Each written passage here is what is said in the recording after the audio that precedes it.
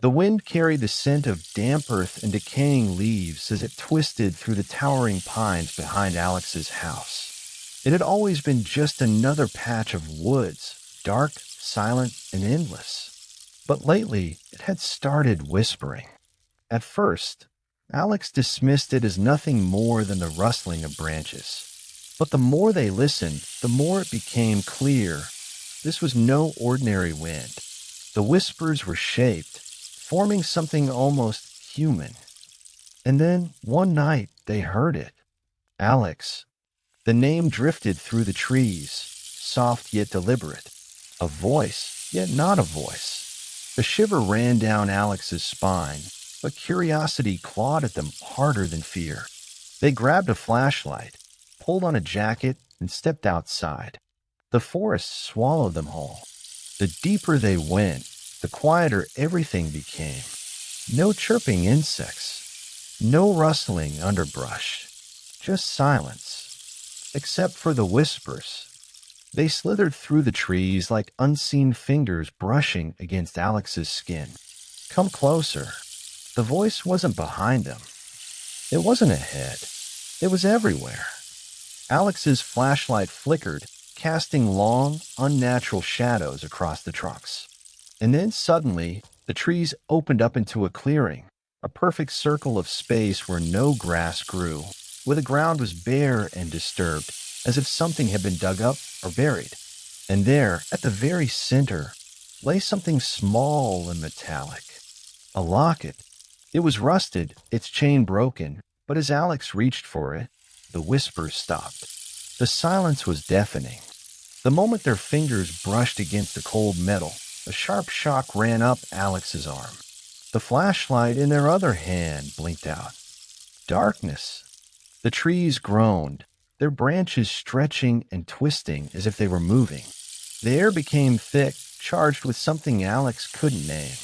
Then, deep in the woods, something breathed. Not the wind. Something else. Heart pounding, Alex shoved the locket into their pocket and turned back the way they came, running. Their feet pounded against the forest floor, breath coming in ragged gasps. The whispers had returned, but this time they were laughing. By the time Alex reached the safety of their porch, the night had gone still once more. They slammed the door behind them, chest heaving. The locket burned against their leg through the fabric of their jeans. They had taken it, and somehow they knew that had been a mistake. The house felt different now. Every creak of the floorboards, every sigh of the wind felt like a reminder of what Alex had taken from the woods. The locket, nestled in a drawer, seemed to hum with a strange electric pulse, though nothing physical touched it.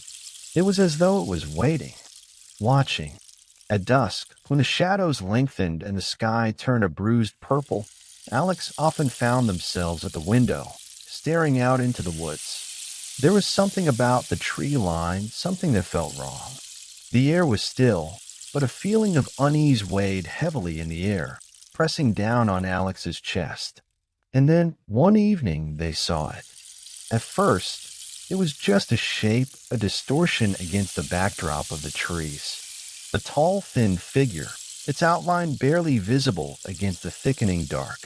Its silhouette was sharp, unnaturally elongated, like it was too tall, too thin to belong in the woods. It didn't move, didn't rustle the branches or shift the leaves. It just stood there, perfectly still, watching, waiting. Alex's breath caught in their throat. The figure never blinked, never shifted. It was looking right at them. Heart pounding, Alex pulled away from the window, stumbling backward into the living room. The weight of its gaze pressed into their skin, and they couldn't shake the feeling that it was no longer in the woods. It was here. They grabbed their camera, setting it up to capture the corner of the yard where the shadow had appeared. The lens whirred to life, and Alex stared at the blinking red light, feeling a strange sense of security behind the camera's lens. Perhaps if they captured it, they could prove it wasn't just in their mind. But when they watched the footage later that night, there was nothing. No shadow, No figure, just an empty stretch of land. And yet, the footprints were there. The next morning, Alex woke to find fresh imprints in the soil just outside their back door, long, deep impressions that weren't there the night before. They led away from the woods across the yard and stopped just at the edge of the porch, as though the figure had stood there, staring into the house. Alex's breath hitched. They knew something had followed them home, but how? How could it move without being seen? As the days wore on, the presence only grew stronger. It was always there, lurking just beyond the edge of vision. The whispers from the woods never quite stopped, and they had begun to echo in Alex's mind, louder now, clearer. And with each passing night, the shadows seemed to move. One evening, as Alex was locking the doors for the night, they heard it. A slow, deliberate knock on the door, but it didn't come from the front. The sound echoed through the house like thunder, the knuckles striking with unnatural precision. Alex froze, staring at the door, their hands still on the deadbolt. The knock came again, each strike seeming to grow heavier, like the house itself was trembling beneath it. The knocking was too slow to be human, too deliberate. Alex's heart raced, and they crept to the side of the house, pressing their ear to the wall. The knocking had moved to the window. Each slow tap sent waves of cold terror up Alex's spine. Something was outside, something that didn't belong. It was closer now than ever before. The oppressive silence in the house had become unbearable. The whispers that once felt like distant echoes were now deafening, rushing through the walls, seeping into Alex's every waking moment. It was no longer just a shadow in the corner of their eye. No, something was hunting them. Something that had been unleashed the moment they brought the locket inside. In the dead of night, Alex scoured the old library of town records, flipping through brittle pages of faded history. They searched for anything that could explain the shadow, the strange presence, and the strange feeling that the house itself was watching. It was then that they found it, the hollow oak. A local legend whispered about by old-timers, a story forgotten by most, except for those who still feared the woods. According to the tales, there was a tree, an ancient, gnarled oak deep in the forest, where no birds perched and no life grew. This tree, the legend claimed, was not just a tree. It was a prison.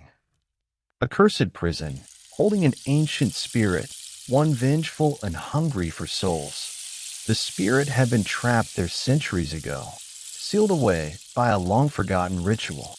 But, as with all things forgotten, the seal had weakened over time. The locket was the key. Armed with this knowledge, Alex couldn't shake the feeling that the hollow oak was where all this began. That was where they needed to go. They didn't wait for the night to fall. By the time the sun had set, Alex was already standing at the edge of the woods, the air thick with dread. The locket hung around their neck now, a constant weight, pulsing with a sickening energy. The clearing lay ahead, the spot where the whispering trees had led them before. But this time, something was different. The forest felt heavier, darker. As Alex approached, the clearing appeared as though it had changed. There, in the center, stood the hollow oak, but it was not as they remembered. The massive tree had split down the middle, jagged cracks running through the trunk like the wound of some ancient beast. A dark void gaped inside, an abyss that seemed to consume the very light around it. The whispers that had once been soft and incomprehensible now screamed, sharp, tortured cries that echoed through the forest, as if the woods themselves were crying out in agony. Alex's stomach churned. The locket around their neck grew warmer, and the whispers turned to guttural, unintelligible growls. As they took a cautious step closer, something shifted within the black void of the tree. Something moved. A slithering sound, slow and deliberate, like something crawling, dragging itself from the depths of the earth. Alex froze, breath caught in their throat. The whispers turned to hissing. And then, Through the dark slit of the hollow oak, it emerged. A shape, a form. It was no longer human. Its body was twisted, skin stretched and blackened, as though it had been trapped in the dark for far too long. Its face was a contorted mask of rage and hunger, eyes glowing with an unnatural feral light. Its long, gnarled fingers scraped the earth, its twisted limbs dragging behind it as it crawled from the void. The air grew cold. The ground beneath Alex's feet seemed to tremble, as if the world itself feared what was about to happen. The creature, this ancient thing, this spirit, crawled toward them, a hunger in its eyes that seemed to reach out and grasp at their soul. Alex stumbled backward, their heart pounding, but their feet couldn't seem to move fast enough. The locket burned against their chest, as though it were alive, feeding the spirit's rage. It had been released. Alex turned, the desperate urge to flee overtaking them. But even as they ran, the whispers, now maddened screams, followed. They would not be alone. The spirit, once trapped, had now found its prey, and it was hunting. The night had become unnaturally still, the kind of quiet that presses against your chest, suffocating until every sound feels like an intrusion. Alex stood by the window, staring out into the woods, the cold sweat in their palms matching the ice running through their veins. The hollow oak's curse had been released, and with it, the spirits imprisoned within its twisted bark.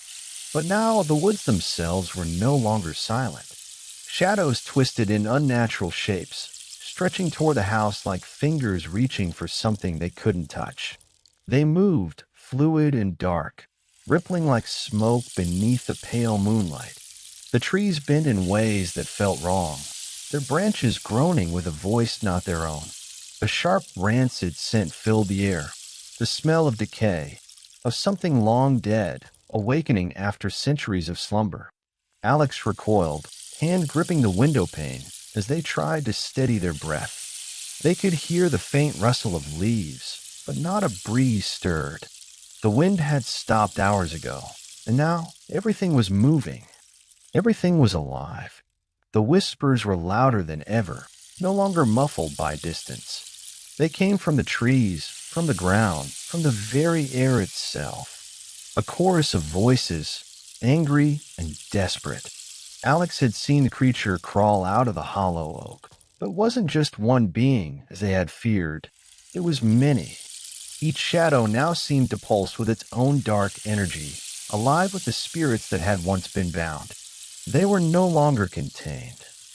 The locket burned around Alex's neck, hot and insistent, a constant reminder of the danger they had unleashed.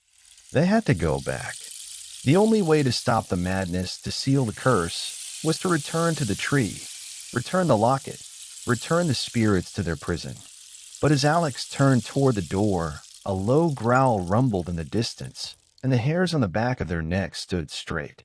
It wasn't just the trees. It wasn't just the ground. It was the air itself that was shifting now, breathing, alive and hungry. Every step Alex took toward the door felt like a betrayal. The house seemed to close in on them, the walls pressing tighter, and they could hear it now. The scratching, the scraping of something crawling across the floorboards. The clock on the mantelpiece ticked louder, a steady, heartbeat-like rhythm, counting down the minutes until midnight. The clock struck the hour, its chimes vibrating through the house like a warning. And then the lights flickered. The room plunged into darkness. The moment the last chime rang, the house groaned. The floorboards cracked beneath Alex's feet, as though the house itself were buckling under an immense weight. The shadows in the corners stretched longer, pulling themselves across the walls, inching closer and closer. Alex's breath came in ragged gasps. The locket was calling them.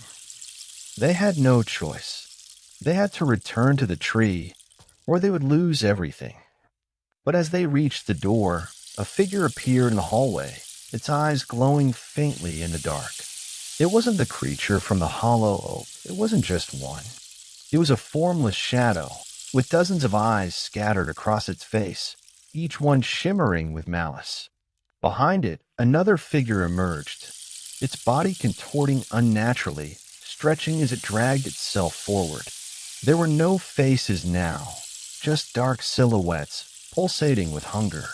It was not one entity. It was many, all released by the curse, and they had found Alex. The air grew colder, the shadows closing in. Alex felt the walls of the house around them breathe, as if the very house was suffocating under the weight of the spirit's presence. They were no longer just in the woods. They were in the house now. The shadows had crept inside. The spirits weren't just haunting the woods. They were everywhere. Alex turned and ran, desperation fueling their every step, heart pounding in their chest like a drum. But as they reached the door, the locket pulled harder, tugging them back toward the forest. They had to make it to the hollow. There was no escape, not until the spirits were contained once again. But the question haunted them as they fled into the night. Could the curse ever be sealed again? Or had it already claimed them forever?